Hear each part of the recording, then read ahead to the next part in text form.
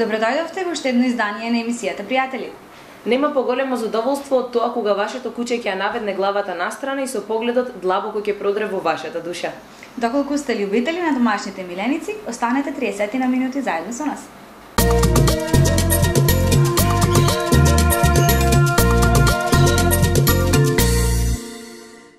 Ова емисија ќе биде малку поразлична од оние на кои сте навикнале со домашните миленици, затоа што овој пат имаме гостин кој има навистина екзотични специфични миленичиња. Со нас е Вој Иванов, а неговата дејност, односно неговата професија ќе ви ја каже и самиот. Јас би само би рекла дека тој е голем љубител и поборник за животните. Добро ни дојде, Војо. Ти благодарам еве што извини, што конечно после 2 години успеавме да се најдеме и да снимиме. Да си ги споиме патиштата. Да, конечно. Ја одма да ви речам, нема да биде поразличната, најразличната, најуникатна. Да, се зезам, ќе ми простат и гледачите за гласов, малце зарипнав. Сезона ни е нели на зима, јас не се откажувам од возење на мојот велосипед, а во исто време и да речам сите оние забави со деца кои што нели ги организирам, подразбираат викање или надгласување на таа толпа и загрејана маса. Заради тоа и гласот ми е малце таков, ама се надевам дека ќе се разбереме добро. Верувам и јас дека нема никој да замери и дека навистина ќе уживаат во слушајно на што имаме да им го кажеме. Ајде за почеток, со што точно се занимава Вој? Да, многу тешко прашање, иако пред почетокот на емисијата баш го коментиравме тоа. Цел живот се занимавам со животни, ама многу тешко е да дефинирам мојата дејност. Едно е сигурно, сите ангажмани се поврзани со животните или е некако протнато животно. 10 на 11 години се занимавам со нели својата продавница за домашни миленици, која нели повторно поврзува работа со животни. Моја голема пасија се зоолошките градини, па себе си многу често се идентификувам и како зоокипер или човек кој сака и подразбира негува животни во зоолошки градини. Кратко време работев во Македонска радио телевизија, повторно работев со животни, работев во образовната редакција баш поврзана со домашни миленици. Неколку невладини организации, неколку проекти за заштита на животните повторно се поврзани со тоа. Во моментов еве причувувам туѓи миленици, па сум дежурен пет-ситер, нели, тоа нешто причувува кога луѓето одат по одмор или еве сега новогодишни празници. Децата ги анимирам повторно со животни, па можам да се крстам и како аниматор за деца, ама пак со животни. Да, така да полесно ми е кога ќе отидам во странство, само велам the zookeeper, нели човекот што се бави со чување на чудни животни. Или да. Многу често и се занимавам и со нели телевизија, во смисла камери, фотографирање, видеа, реклами, филмови и слично. Па тогаш се нарекувам animal handler или човек кој што е задолжен за да координира, да направи кастинг на животното кое ќе се појави во дадено видео. Така да конкретна не, но дефинитивно е дека животните ми се некако средно име. Дури и луѓе во телефон кога ме ставаат, секогаш е така. Или со животните. Така, пред да ги објасниме на поина сите овие дејности кои што ги правиш, од каде се разви љубовта кон животните воопшто, па и кон по-екзотичните животни? Нема конкретна причина зошто или како тоа се почна. Едно знам дека цел живот чувам, собирам од улица, ловам, додека не знам другите врсници си одат на плажа за да пливаат, за да се сончаат или за да играат некои игри. Јас се пикав во локални бари, копав, вадев змии, црви, гуштери, собирав во камп приколки, во кампови, желки па си ги криев, помагав на малски мачки кучиња, па нели си ги прибирав по дома. И практично тие секогаш беа дел од мојот живот, дел од мојот дом, секогаш.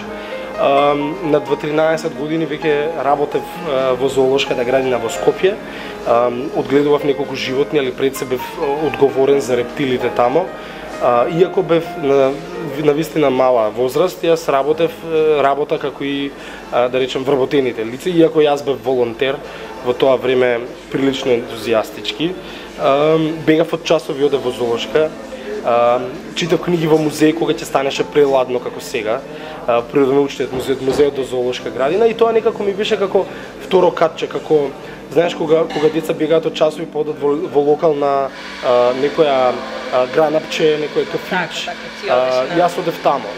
Бев фрикот во генерација, кој што се изолира и оди да се дружи со нив, и така бев приметен од некои новинари кои во тоа време дадоа акцент на мојата работа. Мелита беше една од нив во тоа време. Почна нели да презентира дел од мојата работа и некако тоа така се прошири, да речем, на брзинка, бидејќи веројатно бев така откачен и различен од останатите. И веќе на своји 3-14-15 ја веќе почнав да се појавувам јавно и некако 18 години оваа година, полнолетство, како активно, па и јавно се занимавам со презентирање на својата работа и на својата пасија. Така, бидејќи нели од мали нозе започна и со зоолошката градина, со животните там, какво беше искуството там? За жал, се уште со зоолошката ми е како свежа рана, знаеш. Кога ќе ми се спомни или кога ќе тргне да објаснувам за неа, ми е како чепкање во рана, како нешто што никогаш не ми заздраве. Нема да се откажем од таа борба, дека поготово зоолошката градина во Скопје, иако во Битола е можда и во полоша состојба, нема да се откажам да се трудам да влијам на луѓето кои што доаѓаат на таа позиција. Почитувам политички ангажмани и определби, но јас секогаш ќе бидам таа критична маса која критикува. Тоа го правам, како што реков, од цел живот.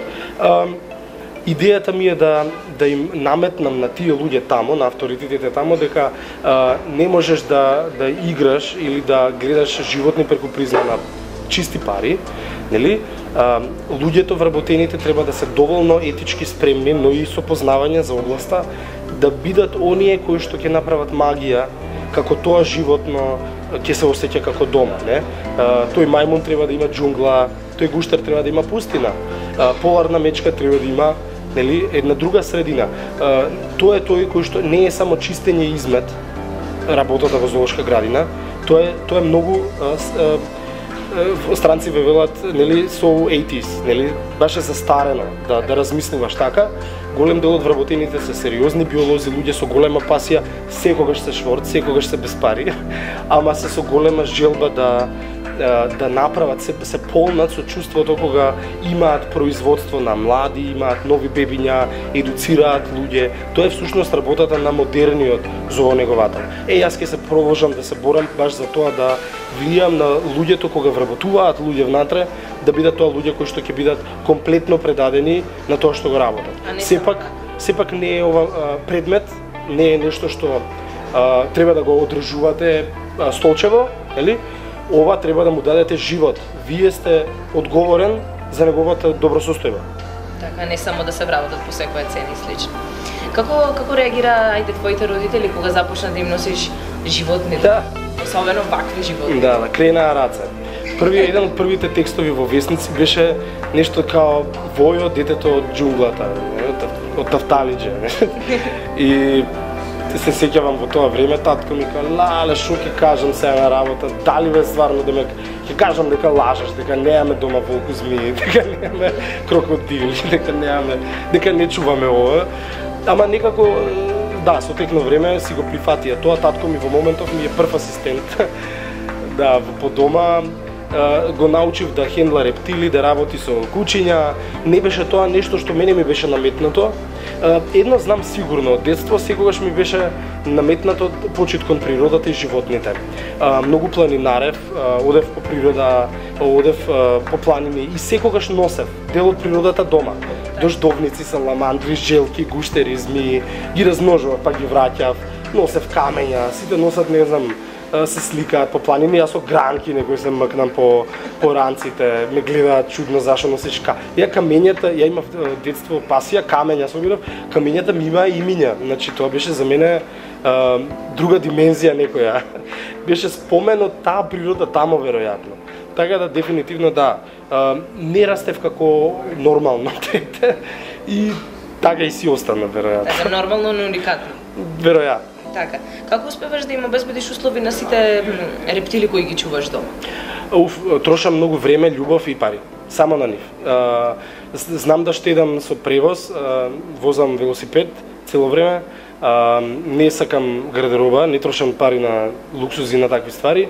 Се што заработувам трошам или на како се каже, истражувања, во смисла мои патувања, поврзани со пасијата и со работата, и на нив.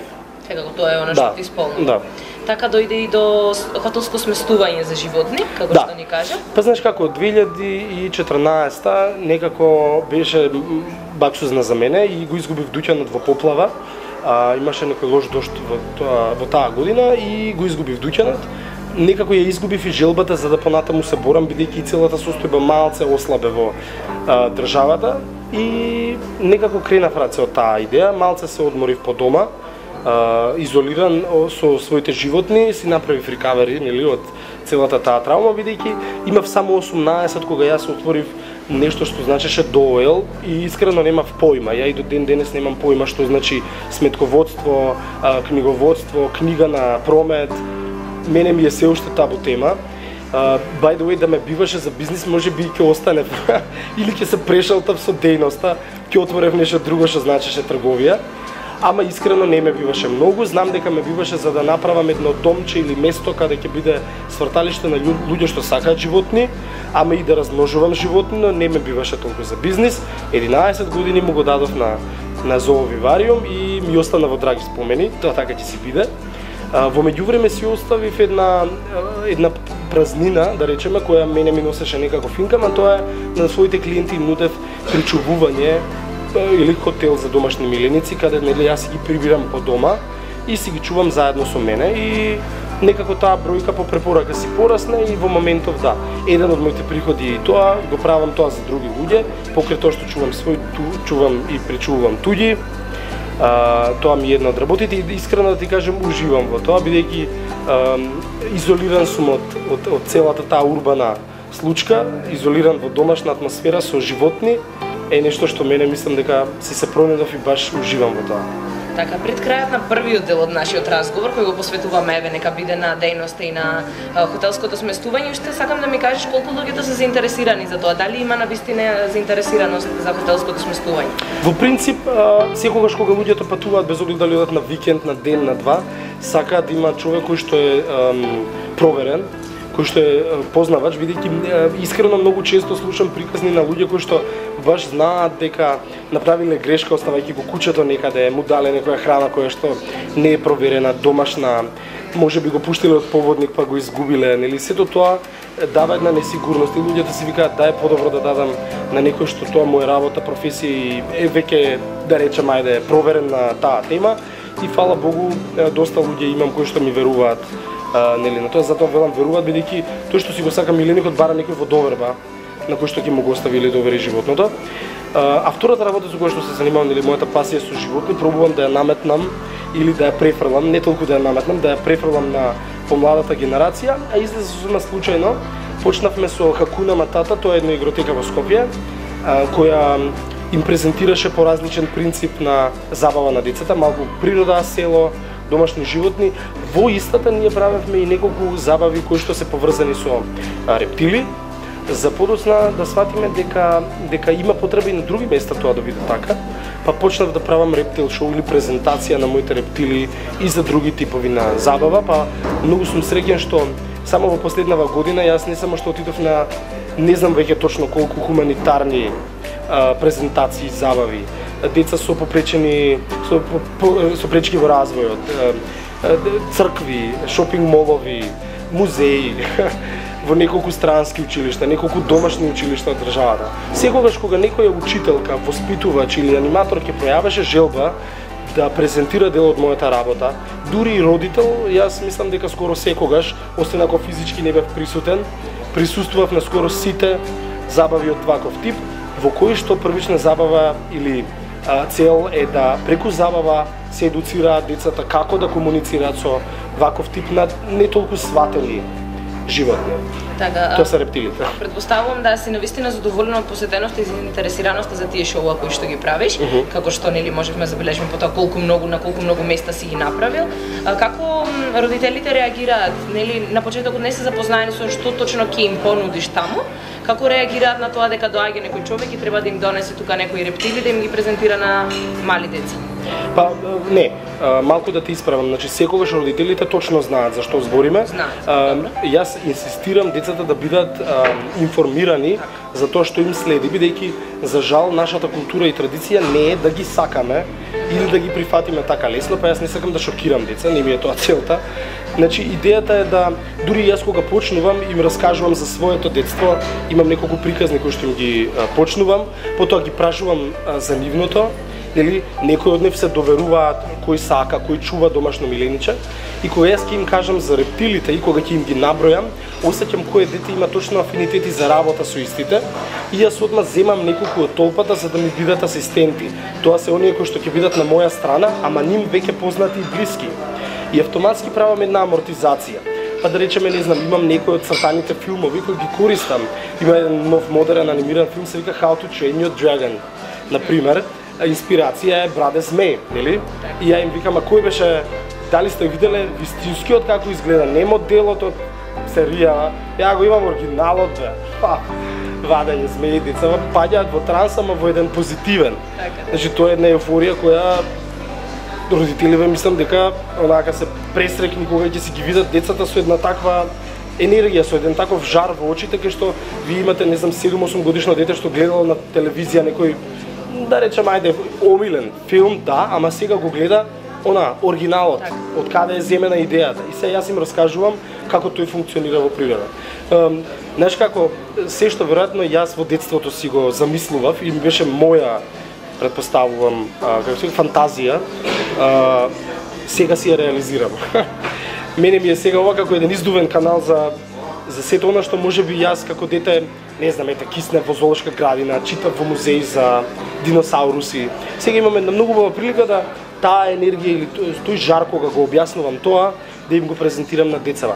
Фактот дека они ме бараат и понатаму, ја не се промовирам некаде сериозно на оваа тема, ми прави мене да ми е топло внатре, заради тоа што знам дека успеало. Така сте направиле нешто да им дале шанса да бидат нешто што на друго место го нема. Да, а и во принцип е многу племенита работа заради тоа што тие деца утре сигурен сум дека нема да направат зло на животно. После ова сигурно не. Дали меѓу децата препознаваш некој кој би го работил истото што го правиш и ти, твој наследник? Да, многу често, пошто тие деца немаат Facebook и мајкиве, татковциве ме да даваат, и знам дека често пати ќе ми пишат и ми се обраќаат во име на детево. Максим те прашува како е Гуштеров. Па обично, значи сакам да речем, таа топлина или таа релација толку се направила за толку кратко време, што мене ми е навистина драго, и децата влегуваат во некој свој филм, па сега, не знам, имавме приказна која беше, нели, поврзана со Африка, па сега они се заинтересирани. Пред некој ден ме сретнува едно од децава кое што сум го анимирал на роден дени, и ама такво цело возбудено, леле, ми вика, како беше тамо, ловеше ли демек некакви змии, гуштери, као цело со жар, со една баш возбуда чиста, да, така е. И тоа е нешто што мислам дека нема цена во оваа работа што ја работам.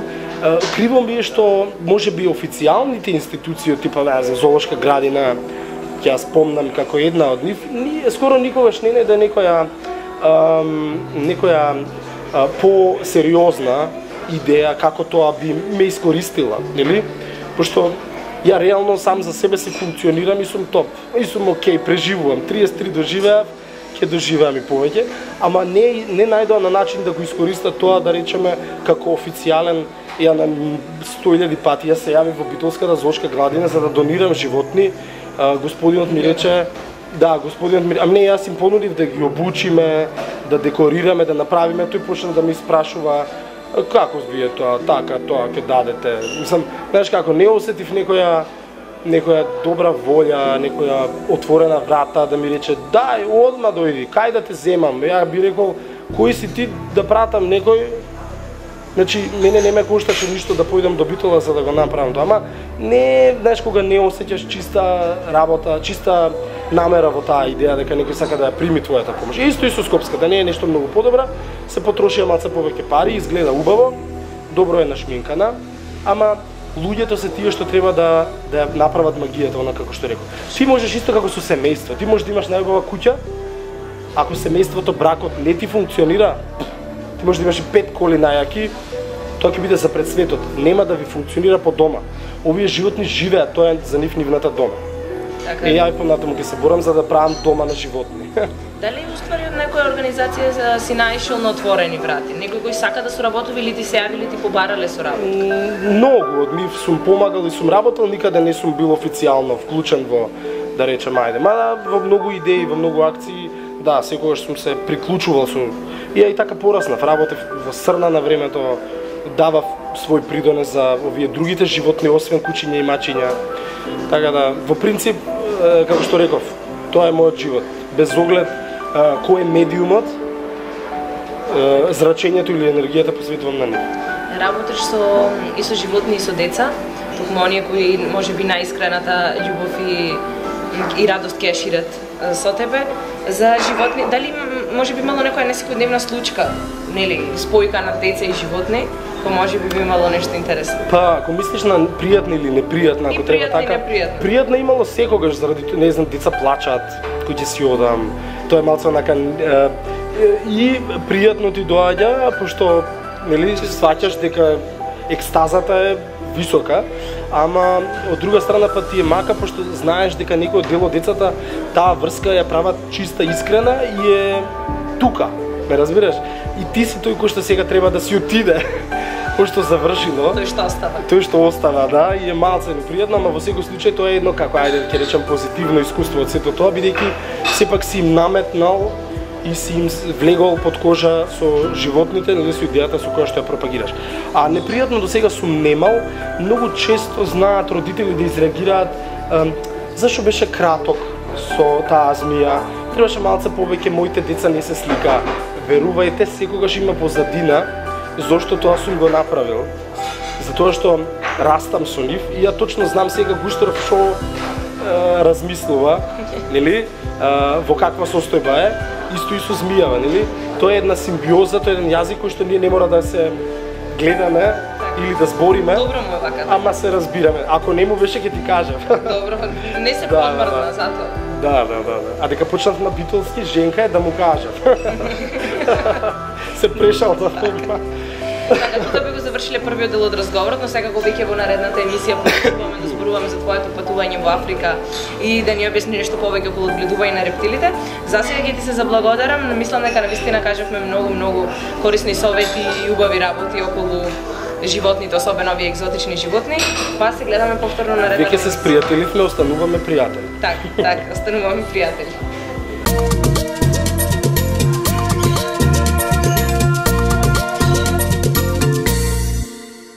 Нашиот маркет се затвара за 10 минути. Ви благодариме за довербата.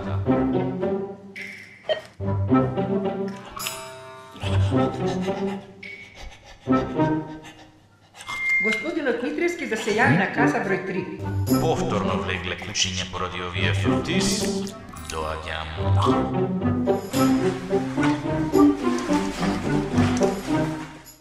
За Фрутис, кучињата би направиле се.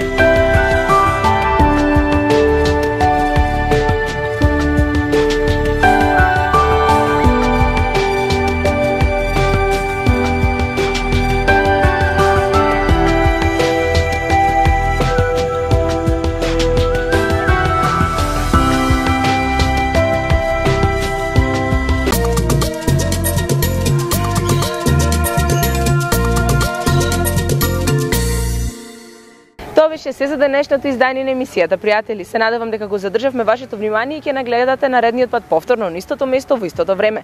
Пред самиот крај, еве уште еден виц. После жестоката бунга-бунга што правеле слоницата и полжевот, слоницата му вели: Те сакам, навистина сакам да се омажам за тебе, ова беше прекрасно.